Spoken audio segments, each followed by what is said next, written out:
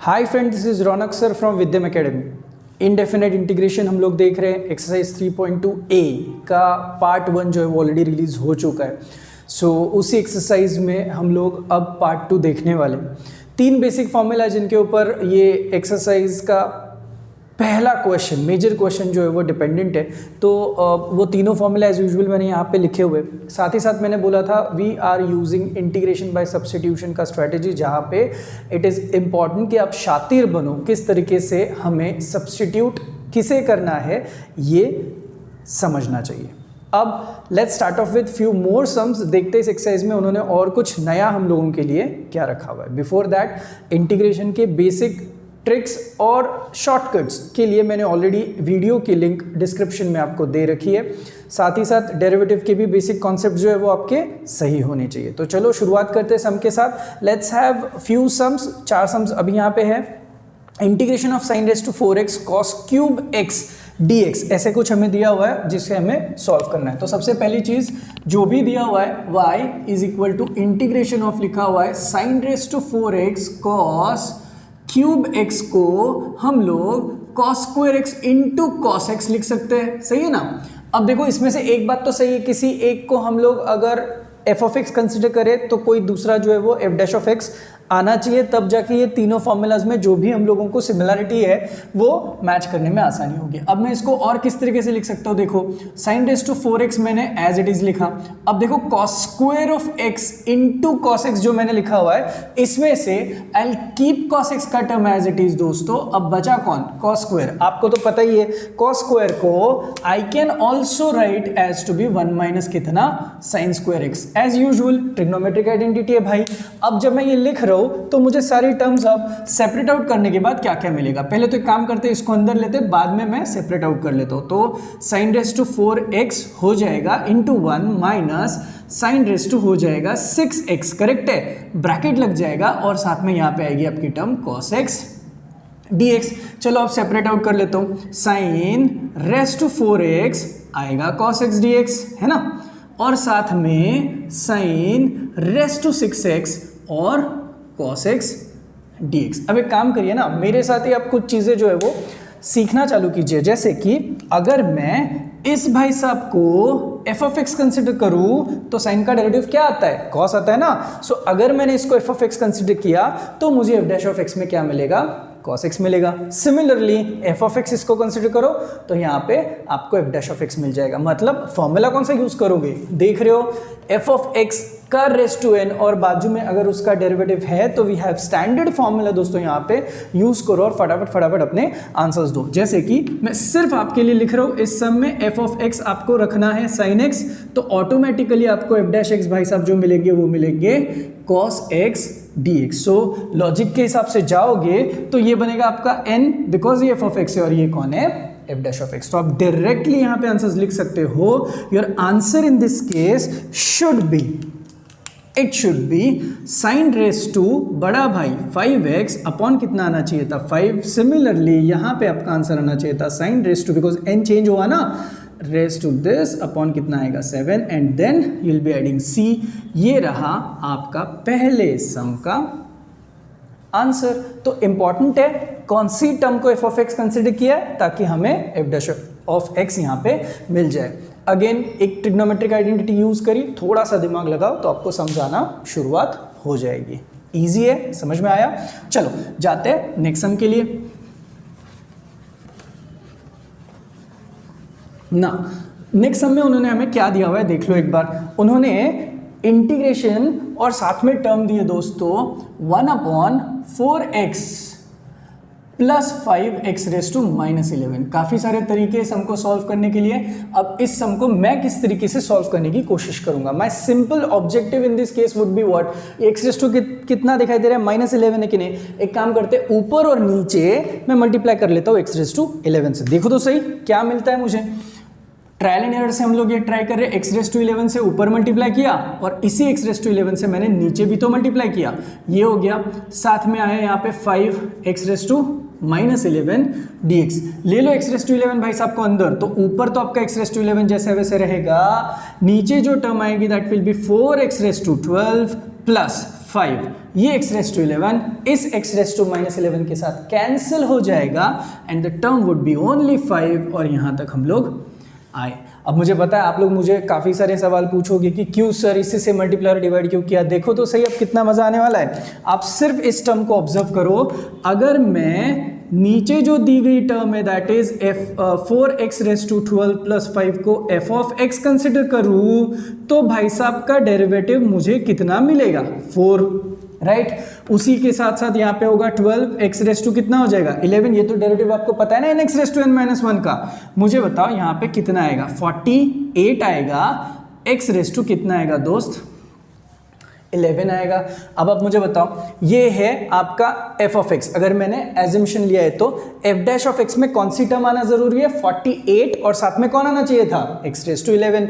अब आप मुझे बताओ दिया गया ब्लू कलर अगर मैं थोड़ा सा मैनिपुलेट करूं ताकि यहाँ पे 48 में खुद लेके आऊं कंपेंसेट करने के लिए इसी 48 को वापस से अगर मैं डिवाइड करूं तो 4x रेस टू 12 प्लस 5 और dx में आपको ऐसे नहीं लगता है कि ये जो f ऑफ x है ये तो नीचे बन गया, साथ ही साथ सबसे खुशी की बात यहाँ पे f डैश ऑफ x की टर्म बन गई। तो इसका मुझे डायरेक्ट फायदा हो गया। Can just have a look at formula number 2 जहाँ पे f dash of x upon f of x का स्टैंडर्ड आंसर हम लोगों के पास that is log of mod of f of x। अब मैं किसी की नहीं सुन रहा हूँ दोस्तों, लॉजिकली मेरा कनेक्शन जो है ये यहाँ पे f ऑफ x का लग गया और यहाँ पे f डैश ऑफ x का लग गया।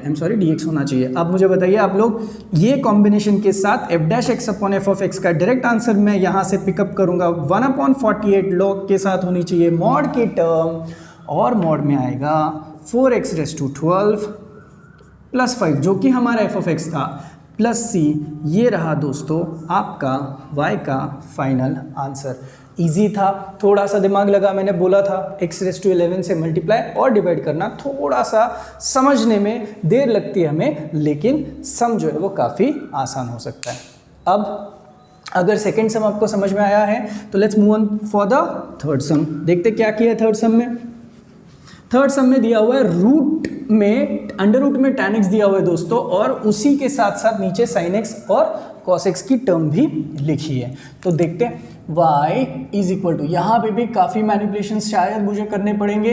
देखते हैं tan x यहाँ पे आया sin x and cos x। देखो एक तो सारी चीज़ें sin x cos x में sin या cos में रखो या फिर चीज़ें इधर tan और करेक्ट सेक में रखो बिकॉज tan और सेक तो आपको पता है दोस्त होते हैं। अब देखो कॉम्बिनेशन में किस तरीके से कर रहा हूँ। यहाँ पे जो पहली स्टेप है वो बहुत ज़रूरी है आपको समझ में आना। डिवाइड बाय आपको क्या करना है cos स्क्वायर x। आपको पता है 1/cos स्क्वायर का आंसर कितना होता है sec स्क्वायर। और तो और आपको ये भी तो पता होगा d/dx ऑफ, किसी को बताओ मत, ये आपको पता है d/dx ऑफ tan x का आंसर कितना आता है sec स्क्वायर x आता है। तो मेरे दिमाग में बहुत अच्छा प्लान है, मैं इस tan x को डिस्टर्ब नहीं कर रहा हूँ बट मैं कोशिश कर रहा हूँ कि मुझे उसका f डैश ऑफ x मिले यानी sec स्क्वायर x की टर्म कहीं ना कहीं से तो जनरेट होके मिले। तो देखते किस तरीके से मेरी कोशिश जो है वो यहाँ पे काम करेगी। अब मुझे बोला गया है डिवाइड करना है तो अंडर रूट ऑफ, भाई मैंने tan x को जैसा वैसा लिखा, डिवाइड कर दिया cos स्क्वायर x के साथ। सिमिलरली इस sin x और cos x को मैं वापस से cos स्क्वायर x के साथ डिवाइड करूंगा और यहाँ पे लिख जाएगा dx। अब बताओ खुशी कहाँ कहाँ पे, ये cos x कैंसिल हो जाएगा। sin अपॉन cos क्या होता है दोस्तों, क्या होता है tan होता है ना। अब बताइए क्या क्या मिला आपको एज इन आपका आंसर। पहले तो ये रूट ऑफ tan x जैसा वैसे लिखता हूँ, सही है। अब देखो ये sin अपॉन cos का आंसर भी मैं यहाँ पे क्या लिख देता हूँ tan x लिख देता हूँ। उसी के साथ साथ एक काम करें, ये जो ना रूट की जगह पे I make it raise to half. अब उसके साथ 1/cos स्क्वायर को क्या लिखा जा सकता है sec स्क्वायर x और यहाँ पे वो आपका dx। अब आप बोलोगे सर सारे टर्म्स कवर हुए क्या, आप ही खुद देख लो। sin अपॉन cos का हो गया tan, ये अंडर रूट ऑफ tan को लिखा tan रेस टू हाफ और 1/cos स्क्वायर होता क्या है दोस्तों sec स्क्वायर होता है। अब मुझे बताइए यहाँ तक हम आए तो और एडजस्टमेंट क्या हो सकती है, ये हो जाएगा tan x raise to half और ये पावर ऊपर आई तो -1 हुआ और यहाँ पे हुआ sec स्क्वायर x और साथ में चिपक गया dx। अब बताइए सिंप्लीफाई करने के बाद tan x raise to -half और यहाँ पे आया sec स्क्वायर x dx। आपको मेरी ज़रूरत ही नहीं पड़नी चाहिए थी। अगर मैं इस भाई साहब को f(x) कंसिडर करूँ, मैं नहीं लिखने वाला ये टाइम पे, इस भाई साहब को अगर मैंने tan x कंसिडर किया तो ये f(x) कंसिडर किया तो इनका डेरिवेटिव क्या आएगा, sec² x dx, मतलब ये कौन हो जाएगा, f'(x). तो देखो ये भाई साहब बने f'(x), ये भाई साहब बने f(x). फॉर्मूला कौन सा लगा, ये लगा आपका पहला वाला फॉर्मूला, जहां पे इनकी वैल्यू ऑफिशियली कितनी हो गई है, -1/2। तो आपको डायरेक्ट आंसर निकालना आ जाना चाहिए। कैसे आना चाहिए, your answer in this case would B tan x -1/2 का बड़ा भाई हो जाएगा +1 करके x⁻n+1/n+1 का स्ट्रैटेजी, जो फॉर्मूला है बड़ा भाई बाय बड़ा भाई का स्ट्रैटेजी यूज कर रहे हैं दोस्तों। और यहाँ पे चुपचाप लिखेंगे +c, हाफ को आप एडजस्ट कर लो 2 और साथ में आएगा tan x⁻½ और यहाँ पे लग जाएगा +c और दैट्स इट। ये आएगा आपका फाइनल आंसर, ये हुआ आपका y। आया समझ में। अगेन डिवाइड बाय cos², भाई ये सब कुछ हमें सिर्फ और सिर्फ प्रैक्टिस के बाद ही आएगा। ये दिमाग हम लोगों का तभी चलेगा जब हम लोग ऐसे सम्स की और प्रैक्टिस करते जाए। क्लियर है। जाते अभी नेक्स्ट सम के साथ। इंटीग्रेशन में उन्होंने लिखा हुआ है x-1 ब्रैकेट का स्क्वायर अपॉन x² + 1 ब्रैकेट का स्क्वायर। अब ये तो काफ़ी अलग सम दिखाई दे रहे हैं, यहाँ पे सारे के सारे अलजेब्रिक टर्म्स दिखाई दे रही है। अब यहाँ पे थोड़ा तो दिमाग और लगाना पड़ेगा। यहाँ पे आई x-1 ब्रैकेट स्क्वायर की टर्म और साथ में चिपक गया x² + 1 ब्रैकेट का स्क्वायर का टर्म और यहाँ पे आया dx। एक काम करते हैं, पहले तो ऊपर का ब्रैकेट ओपन करो, a-b ब्रैकेट स्क्वायर मैंने नहीं बताना है, x² -2x + 1 लिखूंगा, साथ में आएगा x² + 1 ब्रैकेट स्क्वायर और साथ में लग जाएगा dx। अब देखो x² + 1 पहली और तीसरी टर्म साथ में लाओ और -2x को थोड़ा सा दूर लिखा मैंने, x² + 1 ब्रैकेट का स्क्वायर और साथ में क्या हो गया आपका dx। थोड़ा थोड़ा समझ में आ रहा है। अब देखो सेपरेट द टर्म्स, फटाफट सेपरेट करो। यहाँ पे आएगा x² + 1 अपॉन x² + 1 ब्रैकेट का स्क्वायर, करेक्ट, चिपक जाएगा dx, माइनस यहाँ पे आ जाएगा 2x अपॉन भाई साहब x² + 1 का स्क्वायर और लग जाएगा dx। अब मुझे सच्ची बताओ, अगर मैं कैलकुलेशंस करने के लिए जाऊँ तो ये x² + 1 और एक x² + 1 कैंसिल हो गया, आई गेट 1/1 + x², जो कि आपका बहुत ही फेवरेट इंटीग्रेशन का स्टैंडर्ड फॉर्मूला बन सकता है। आप तब तक याद करो, मैं यहाँ पे कुछ मैनिपुलेशंस के बारे में सोचता हूँ। मुझे बताओ x² + 1 को अगर मैं इस पावर को ऊपर लिखूं और साथ में लिखूं भाई साहब 2x, तो मुझे बताओ आपके दिमाग में क्या क्या चीज़ें चल रही है। सबसे पहली सबसे इंपॉर्टेंट चीज़, अगर मैं इस पूरे टर्म को f(x) कंसिडर करूं, देखो थोड़ा सा दिमाग लगाओ, अगर मैं पूरे टर्म को f(x) कंसिडर करूं तो x² का डेरिवेटिव कितना आता है, 2x आता है, करेक्ट। 1 का डेरिवेटिव कितना आता है, 0। मतलब मेरे दोस्त ये पूरी की पूरी टर्म ऑफिशियली मुझे क्या मिल रही है, f'(x), मतलब I can now use this formula because compare करने के बाद मुझे इनकी वैल्यू मिल रही है -2। अब बताइए इसका तो हम लोग मैटर क्लोज करेंगे using first formula, but how about this, कुछ याद आया? इंटीग्रेशन ऑफ 1/1 + x² का स्टैंडर्ड फॉर्मूला आता है दोस्तों। हाँ सुनाई दे रहा है, नहीं दे रहा है, tan इनवर्स ऑफ क्या होता है, x। सिमिलरली माइनस आएगा यहाँ पे इस f(x) वाली टर्म का बड़ा भाई -2 + 1 -1 कितना हो जाएगा, -1 हो जाएगा। तो ओवरऑल अगर आप इस सारे सम को, सारी टर्म्स को एडजस्ट करो, the answer that you get is tan inverse of x। तो आएगा ही आएगा भाई साहब, उसी के साथ साथ minus minus would become +1/1 + x² का टर्म प्लस c के साथ आपको यहाँ पे दिखाई देगा। इजी है, समझ में आ रहा है आपको? तो बहुत यहाँ पे आपको दिमाग लगाना पड़ेगा कि किसको क्या एज्यूम करना है और फिर जाके आपको ये आंसर मिलना शुरू हो जाएगा। आया समझ में? अब इन 4 सम के साथ साथ वहाँ पे और भी सम्स होंगे, वो आगे के सम जो है वो हम लोग देखते हैं। सम नंबर 5 के लिए जाते हैं। Integration of 2x plus 1 under root of लिखा हुआ है x प्लस 2। अब यहाँ पे ना कोई न्यूमरेटर में नहीं है, कोई न्यूमरेटर डिनोमिनेटर कॉम्बिनेशन नहीं है, नंबर 1। नंबर 2, दोनों भी टर्म अलजेब्रिक है, किसी एक चीज़ का कोई दूसरा डेरिवेटिव भी यहाँ पे दिखाई नहीं दे रहा है। तो अब हमें क्या करना पड़ेगा, मैं बताता हूँ। यहाँ पे हमें थोड़ा सा झोल करना पड़ेगा। अब झोल मतलब क्या, रूट की टर्म में अपन ज़्यादा खिलवाड़ नहीं कर सकते, तो हमें बाहर एक टर्म दिखाई दे रही है, उसको इसके जैसे बनाने की पूरी कोशिश करो जितनी आप कर सकते हो। तो टोटली मैनिपुलेशन पे ये पूरी गेम हमें खेलनी है। तो देखो किस तरीके से मैं नंबर 5 को इधर उधर घुमा घुमा के अपने हिसाब से जो आंसर लाना है वो कैसे एडजस्ट करता हूँ। यहाँ पे अंडर रूट ऑफ कितना लिखा है, x प्लस 2। तो ये मेरा तरीका देखो मुझे क्या कहता है। मैं यहाँ पे क्या करूँगा, under root of x plus 2 है कि नहीं, यहाँ पे कौन सी टर्म है 2x। तो एक काम करते हैं, यहाँ पे 2x लिखता हूँ प्लस 4 प्लस 1 और यहाँ पे मैंने किया minus 4 under root of x plus 2 dx। मुझे पता है आपको गुस्सा आ रहा होगा, सर क्या कर रहे हैं। देख भाई 2x एज इट इज़ है, प्लस 1 एज इट इज़, मैंने 4 को डाला और 4 को हटा दिया। रीज़न भी आपको बताता हूँ, अभी आएगा 2 स्टेप के अंदर आपको रीज़न समझ में आएगा। 2x एज इट इज़ भाई प्लस 4 एज इट इज़, और 1 माइनस 4 होता है माइनस 3, और यहाँ पे है under root of x plus 2 dx।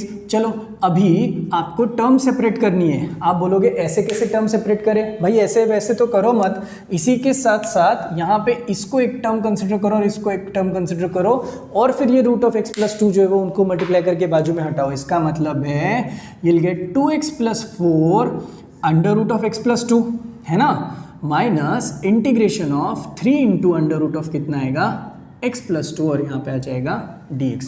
कुछ समझ में आया। अब ये जो टर्म है इसमें हम लोग 2 को बाहर निकाल सकते हैं। तो देखो आपको क्या मिला, x प्लस 2 और साथ में आया x plus 2 raise to half, ये रेस टू हाफ तो लिख ही सकता हूँ ना मैं, माइनस 3 एज इट इज़, और यहाँ पे आया x plus 2 raise to half और लग गया dx। रूट की जगह पे हाफ सब्स्टिट्यूट किया। चलो फटाफट बताओ, अब इसको सिंप्लीफाई करोगे तो क्या आएगा, 2x प्लस 2 रेस टू कितना हुआ दोस्त, 3/2 minus 3x plus 2 raise to, ये तो शानदार तरीके से बैठा हुआ है। चलो बताओ जल्दी से क्या आएगा formula, x raise to n plus 1 upon n plus 1, बड़ा भाई बाय बड़ा भाई आएगा ना। तो चुपचाप x प्लस 2 बड़ा भाई इज हु 5/2 बाय 5/2 माइनस 3x प्लस 2 बड़ा भाई कौन है 3/2 बाय 3/2। आई होप इंटीग्रेशन का सबसे पहला सबसे important x raise to n का जो फॉर्मूला है इंटीग्रेशन का वो हम लोगों ने यहाँ पे यूज़ किया। अब चलो मैनिपुलेशंस फटाफट बता दो। ये पलटी मार के जाएगा तो this will look like 4/5 x plus 2 raise to 5/2, ये यहाँ पे 3 और 3 कैंसिल हो जाएगा, minus 2 x plus 2 raise to 3/2 होगा, और आप एंड में प्लस सी लगा सकते हो दोस्त। ये रहा आपका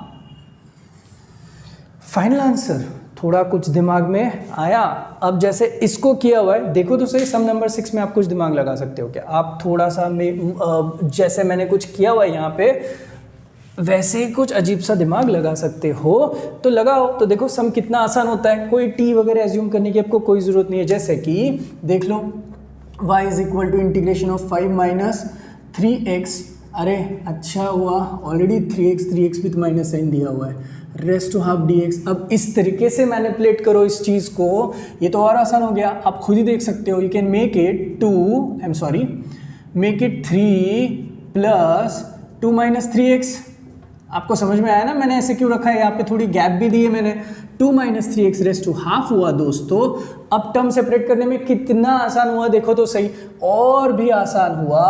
3 के साथ लगा 2 minus 3x raise to half और चिपक गया dx, एंड इस 2 माइनस 3x के साथ लग गई आपकी अगेन एक 2 minus 3x raise to half की टर्म और चिपक गया dx। तो काफ़ी इजी है।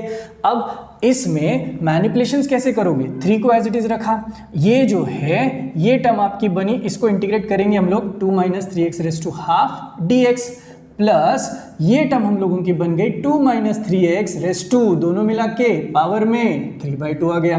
अब चलो आंसर्स में देखो क्या क्या किस तरीके से आएगा। बड़ा भाई बाय बड़ा भाई 2 माइनस 3x बड़ा भाई इज 3/2 अपॉन 3/2, और साथ में एक और टर्म आएगी विच इज -3। अब पूछो ये -3 की टर्म आई कहाँ से भाई, ये x है ना, x, इसको कोएफिशिएंट है, कोएफिशिएंट हमेशा कोई भी x का कोएफिशिएंट है वो आपको डिनोमिनेटर में लिखना होता है जब इंटीग्रेशन की बात आती है। तो बहुत बार लोग ये भूल जाते हैं और यहीं पे उनके मार्क्स काफ़ी कम हो जाते हैं। सेकेंड चीज़, प्लस करो, then what you can do is, ये तो भाई मैंने ख़त्म कर दिया, राइट। सिमिलरली प्लस साइन आएगी, यहाँ पे कौन कौन आएगा, 2 minus 3x as it is, बड़ा भाई कौन होगा, रेस्ट टू 5/2 अपॉन 5/2, और साथ में वापस से एक टर्म आएगी कुछ इस तरीके से। अब मुझे बताइए, ये सब कुछ अगर मुझे मैनिपुलेट करना है तो मैं किस तरीके से ये सारे कॉम्बिनेशंस को वर्कआउट करूं। देखो क्या क्या कुछ कैंसिल हो सकता है तो कैंसिल कर दो, कुछ इजी आसानी हो सकती है तो आसान कर दो। देखो पहले तो ये 3 इस 3 के साथ कैंसिल होता है, -2 कितना बचेगा, 3 बचेगा। अब उसी के साथ साथ यहाँ पे बचा आपका टर्म, हाँ तो ये हुआ, और साथ ही साथ आएगा 2 माइनस 3x रेस्ट टू 3/2, और यहाँ पे आएगा माइनस, कुछ कैंसिलेशंस है दोस्तों, नहीं मुझे तो नहीं दिखाई दे रहे, तो दिस इज 2 कितना हो जाएगा 15, माइनस इन एडजस्ट कर दी, 2 माइनस 3x रेस्ट टू 5/2, और लग जाएगा यहाँ पे plus c। So it is important आप किस तरीके से मैनिपुलेट करते हो और आपके y का आंसर लेके आते हो। आया समझ में, क्लियर हो। अब अगर ऐसा है तो let's move on for the next sum. Integration of लिखा हुआ है x² और अंडर रूट में टर्म है 9 माइनस x रेज़ टू 6। तो बताओ ऐसे सम के लिए आपको क्या करना पड़ेगा। वापस एक न्यूमरेटर एक डिनोमिनेटर वाला अगर आपको सम दिखा तो आपने तो खुश होना चाहिए, बिकॉज यहाँ पे हम लोगों के पास ये दो लोग बहुत अच्छे से बैठे हुए हैं। y इज इक्वल टू, यहाँ पे ऑलरेडी x² है तो under root of 9 minus x raise to 6 हुआ dx। सबसे पहली चीज मुझे बताओ, उल्टा सोचो, x² किस चीज के डेरिवेटिव में आता है, x³ के डेरिवेटिव में आता है। देखो ना x³ का डेरिवेटिव कितना रहेगा 3x²। सेम चीज यहाँ पे मैं थोड़ा सा दिमाग लगा रहा हूँ तो मुझे ये पता चला कि I can write this as to be 9 minus x³ को मैं अगर स्क्वायर करूं, मतलब ये x रेज़ टू 6 के टर्म को तोड़ सकते हैं ना, x³ का स्क्वायर किया दोस्तों और यहाँ पे लगाया dx। मैं वापस बता रहा हूँ, ये जो सम्स आप कर रहे हो यहाँ पे सच में आपका दिमाग लगेगा और एक दो सम्स आपको जैसे आना चालू हो जाएंगे, you will be very happy. अलग अलग ट्रिक से आप सारे सम्स को जो है वो यहाँ पे सॉर्ट आउट कर सकते हो। अब आप बोलोगे सर इसमें आपका फ़ायदा कहाँ पे, मेरा फ़ायदा बताता हूँ। मेरा फ़ायदा है मैं यहाँ पे पुट करने वाला हूँ x³ अंकल को t, ताकि 3x² dx जो कि इसका डेरिवेटिव है वो मुझे मिल जाएगा एज इन dt। अब आप मुझे सच्ची सच्ची बताओ मैंने कहाँ पे किस तरीके का एडजस्टमेंट करना ज़रूरी है। जैसे ये लिखा मैंने x², ये लिखा अंडर रूट, यहाँ पे लिखा 9 माइनस x³ का स्क्वायर dx। अब मुझे बताओ मैनिपुलेशंस अगर मुझे करने हैं तो मैं यहाँ पे 3 और यहाँ पे 3 का एडजस्टमेंट कर रहा हूँ। अब ये पूरी टर्म ऊपर की देखो 3x² dx, इस पूरी टर्म की जगह पे भाई साहब मैं यहाँ पे डायरेक्टली छाप सकता हूँ dt, because 3x² dx is equal to dt दिया हुआ है। साथ ही साथ 9 को आप लोग लिखो 3² माइनस यहाँ पे हो जाएगा आपका t²। कहीं पे ऐसा फॉर्मूला आपने देखा है क्या? देखो आपको मैं ना बताता हूँ कौन सा फॉर्मूला और कैसे यूज़ करना है। Under root of a² minus x², ऐसा फॉर्मूला ज़रूर आपने देखा होगा। आपको याद नहीं है तो बंदा आपके सामने आपको आंसर दे रहा है, that is sine inverse of कितना होता है x/a होता है जब आप इस तरीके का फॉर्मेट देखते हो। तो सेम फॉर्मेट अगर मैं यहाँ पे यूज़ करूँ दोस्तों तो my answer would be 1/3 sine inverse of क्या होगा t/ कितना हो जाएगा 3। अब सच्ची सच्ची बताओ t की वैल्यू आपने कितनी ली है, x³ लिए, तो चुपचाप उस वैल्यू को सब्स्टिट्यूट करो और खुश रहो। साइन इनवर्स यहाँ पे हो जाएगा x³/3 एंड मेरे दोस्त प्लस c करके आप आपके सम को ऑफिशियली समाप्त कर सकते हो। आया समझ में? अब देखो अगर यहाँ पे x³ होता तो x रेज़ टू 8 होता, तो उस कॉम्बिनेशन के हिसाब से आपको सम को सॉल्व करना था। तो कॉम्बिनेशंस देखो और एक सम आप मुझे सॉल्व करके अगर बताओगे तो मैं बहुत खुश हो जाऊंगा। दैट इज x³ करो यहाँ पे और ये सम को 9 माइनस x रेज़ टू 8 के हिसाब से एडजस्ट करो and try and give me answers. देखते आप किस तरीके से इस आंसर को इस सम को अटेम्प्ट करते हो। ठीक है, अब इस सम के बाद आता है नेक्स्ट सम जो HSC बोर्ड में काफ़ी बार पूछा गया है। तो देखो तो सही सम क्या है, काफ़ी सारी एक्स की लॉग की सारी टर्म्स आपको यहाँ पे दिखाई दे रही होंगी। तो उन सम्स को किस तरीके से हमें मैनिपुलेट करना है मैं सम बताता हूँ आपको।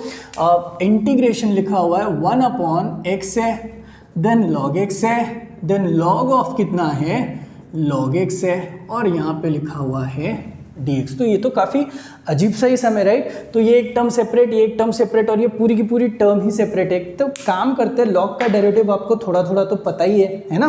तो एक काम करता हूँ मैं,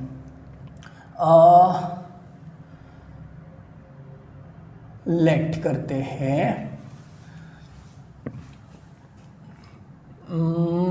हाँ, log ऑफ log x वाली जो टर्म है उसको मैं t एज्यूम कर लेता हूँ। आप सपोर्ट कर रहे हो मुझे।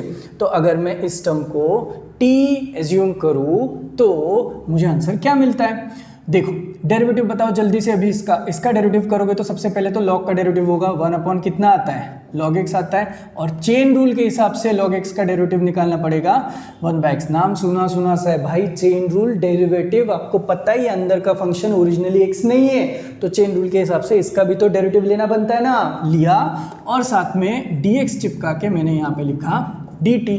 तो मुझे तो बहुत अच्छा लग रहा है, मैं इसको अच्छे से लिखता हूँ, x log x, आप भी थोड़ा बहुत खुश हो ही सकते हो, dt। मैं आपको 2 बॉक्सेस दिखाता हूँ, क्या आप मुझे इस ब्लैक कलर को चेंज करने में हेल्प करोगे ना। ये x और log x विथ 1, ये 1/x log x और साथ में dx, ये पूरा कॉम्बिनेशन आपको आंसर देता है सिर्फ और सिर्फ dt। तो देखो अब ये जो काला कलर है ये हमें इस x log x और dx की जगह पे शानदार तरीके से dt दे रहे हैं। अब बचा कौन, log ऑफ log x। भाई ये तो ओरिजिनली t है, तो इससे ज्यादा खुशी की बात हमारे लिए कुछ नहीं हो सकती। 1/x का इंटीग्रेशन क्या होता है, log होता है ना, तो answer is absolutely answer is log t। अब आपको वापस से log प्लस c तो होगा ही होगा, t की जगह पे वापस से रिप्लेसमेंट दो, your answer would be log of log x जो है वो लिखा, और यहाँ पे मैंने प्लस c लिखा। दोस्तों ये रहा मेरा y का फाइनल आंसर। आया समझ में?